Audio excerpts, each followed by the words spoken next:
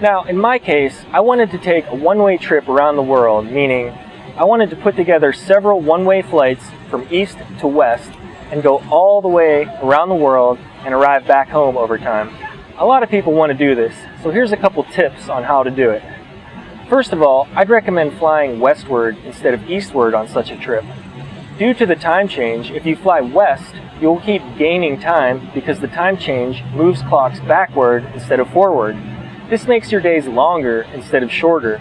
It's easier for jet lag if you have to force yourself to stay up later an extra hour, or God forbid, sleep in and get an extra hour of sleep due to a time change. If you travel eastward, you'll need to go to bed earlier or lose an hour of sleep due to the time change. This is why I recommend traveling westward in a trip around the world. As far as how to piece together your tickets, you have several options. The way I'm going to teach you is the way I did it, that is, by myself. I used all of these online tools and some travel hacking tips that I'm going to outline in this course.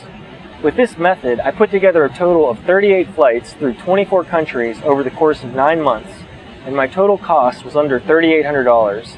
This means that my average flight cost was under $100. This is definitely how I would do it.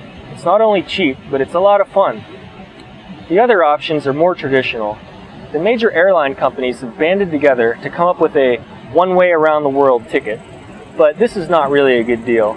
First of all, you can only fly on certain airlines with these deals.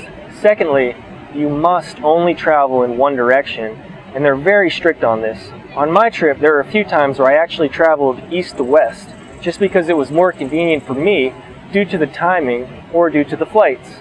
This is not an option with an around-the-world ticket for a major airline. I would not recommend using these deals. I think it's outdated. Maybe this was a good option back in the 1990s, but the budget airlines have changed the game, and you aren't allowed to use any of the budget airlines if you buy an around-the-world ticket from a major airline. The third option is to use a travel agent to do all the travel hacking for you. There's one online called airtrex.com. There's another one called flightfox.com. Letting someone else hack together your itinerary will save you some time, but of course you have to pay them. And if you want full control over your itinerary anyway, you'll still need to invest some time. There's no longer any special deals or special flight access for travel agents to get flights any cheaper than you that I know of. So I'm going to give you all the tools you need to do it yourself in the next lectures. Chances are travel agents are doing the same things that you can do yourself.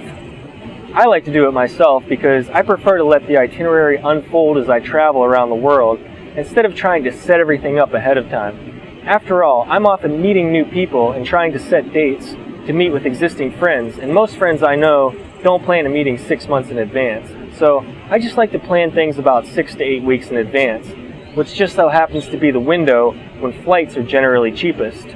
Okay, ready to see how it's done? Let's do it.